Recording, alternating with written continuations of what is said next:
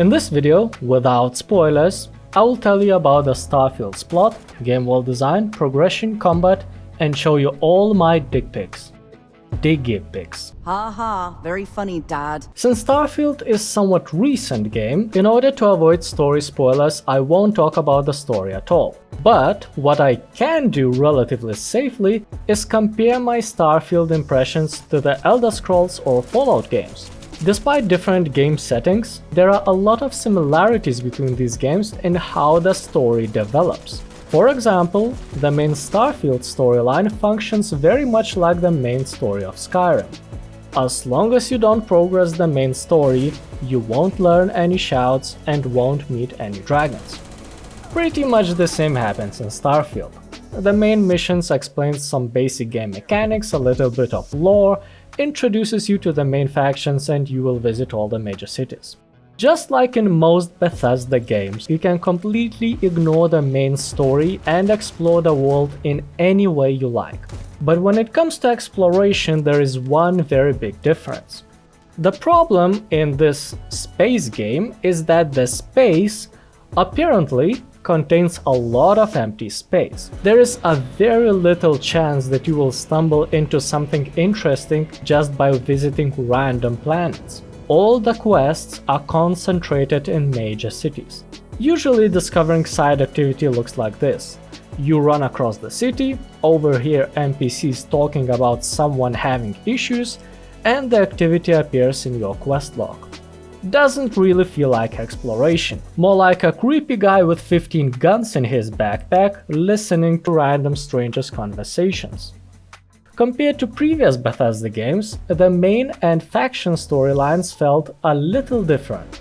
There is slightly more talking and sneaking, which is okay from a roleplay perspective, but those parts of the story might feel too slow and boring. The majority of missions still send you to clear whole dungeons of enemies, but there are more instances when you have to lockpick, convince someone, or find a way around the enemies without killing them. Regarding the side quests, there are some hidden gems when a side quest is a little fun adventure, but for the most part side quests are exactly what you would expect from them. Short missions that are less interesting than the main storylines. The game world map is quite complicated and frustrating to use. There is a general star map with all the systems. By choosing one of them, you will see the star and planets surrounding it. In order to land on a planet for the first time, first you jump into the required system, then travel to the planet's orbit location, and only then you can land by clicking anywhere on the planet, and the game will randomly generate a massive location with random points of interest. There is also a traditional but very ugly looking surface map where all those points of interest will appear after you visit them or scan with your scanner. The main problem with random generated content is that the list of possible points of interest is quite short, and after a while you will stumble into the same looking buildings with the same layout and the same amount of enemies inside located in the same rooms. For this reason, exploration in Starfield loses its purpose quite fast. Everything that is not connected to missions is just a copy-paste of the same points of interest. Outpost building is somewhat similar to Skyrim's homestead or Fallout 4 settlements, but in Starfield it's quite disappointing. It can be fun to build some complex resource gathering and production lines, but beyond accumulating big amounts of resources, outposts provide no real benefit. If you ignore this aspect of the game, you won't lose anything. In Fallout 4, for example, settlements can also be ignored, but at least you will see them from time to time. You will see how settlers are sleeping in bedrolls that you made earlier, and it will feel like your actions made a difference. In Starfield, where you can land anywhere across hundreds of planets, unless you build an outpost right next to the big settlement, you will never see it again without visiting it intentionally. Starship building was a completely opposite experience. Buying new modules for the ship matters, because it directly affects the gameplay on many levels. First of all, because everything you add, especially the weaponry, affects how the starship performs in space combat. Outside of space combat, cargo space affects how much resources you can store, and certain hubs can increase crew slots or contain useful stations to modify guns, armor, or create consumables. And of course, unlike the outposts that can be located in the middle of nowhere, Starship is always here with you wherever you go. And it feels satisfying to stand in front of my creation, hiding in the shadow of a big black cockpit, and recognize every part that I hand-placed here personally. Combat can be separated into two parts: Starship combat and usual combat. Fights in space against other spaceships doesn't have deep mechanics and for the most part is very straightforward. Point the cursor on the enemy and press the fire button. There is a targeting mode which allows you to attack specific ship systems, or you can use a booster to avoid incoming missiles. But most of the time I simply went the easiest way and fired everything I could into the enemy, ignoring all these mechanics as they don't offer any noticeable benefit. I believe space combat has the potential to be more engaging with some mods in the future, but vanilla state is too simplified. It feels like a mandatory minigame that you must complete before you can continue the game normally. Some random encounters feel like completing the capture before you can proceed to the website. Regarding the usual combat on foot, Starfield is no different than Fallout 4. If you have played the game, you know exactly what to expect.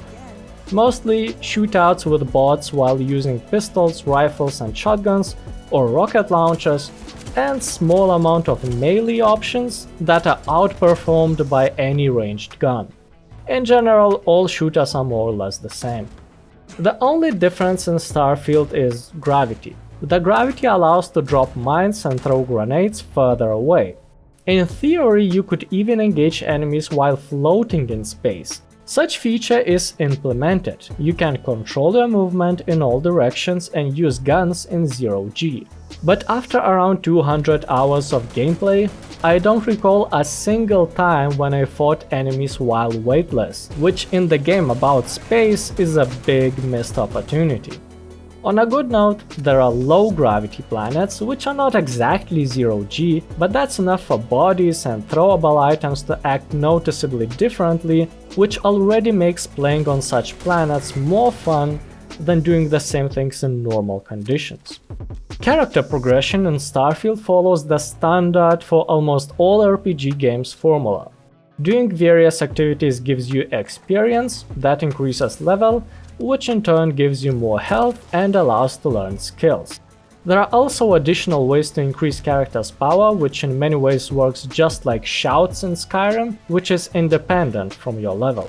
But the most significant thing that increases character's combat power is weapons tier. There are basic, calibrated, refined, and advanced versions of the same guns. And the only difference between them is damage. The difference is so big that even legendary items with 3 additional effects in most cases are outperformed by a usual gun of a higher tier. Such system was not satisfying, since all the weapons you get early quite soon become obsolete, and after you find an advanced weapon, damage progression almost stops for the rest of the game.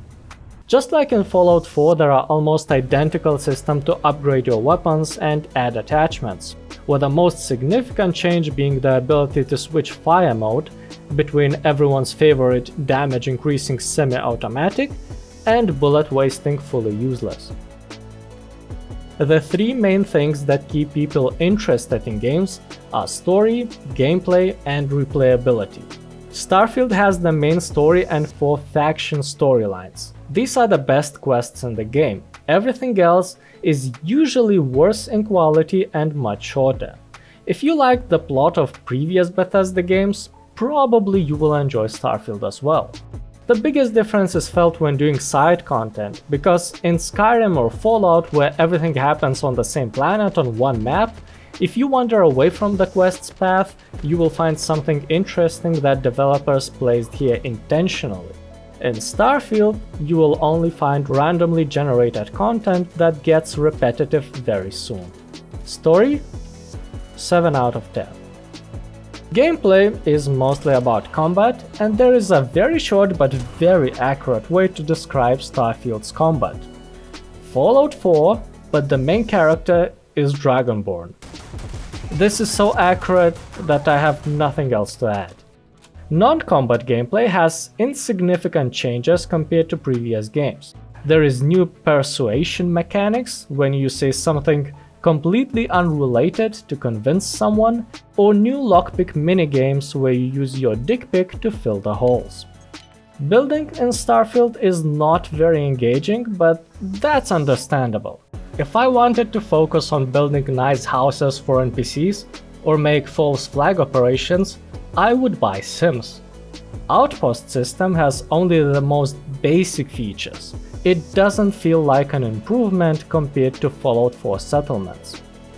At the same time, the starship building was really fun and felt meaningful. So in general, I'd say Starfield gameplay is slightly more interesting and has more features than previous games. Gameplay? 8 out of 10. Replayability is something Bethesda games are famous for. For the most part, thanks to a large amount of high-quality mods that fixes bugs, adds new content, or even changes some game mechanics completely. At the moment of making this video, there are only basic mods, mostly affecting the UI, adding skins or making adjustments to already existing in-game settings. And in the future you should be able to customize the game much more. Also, Starfield has a lore-friendly New Game Plus system, so instead of starting a new game and never finishing it, you can start a new game by finishing the old one, and continue leveling your character. In general, Bethesda is lucky to have such a big modding community, and because of that, the replayability of its games are one of the best among other single-player games. Replayability, at the moment, 9 out of 10, but when more serious modding tools becomes available, it's easily 10 out of 10. Thanks for watching, have a nice day, and good luck remembering which gun what ammunition type uses. Look me in the eyes and tell me this is exactly what you want. Dad.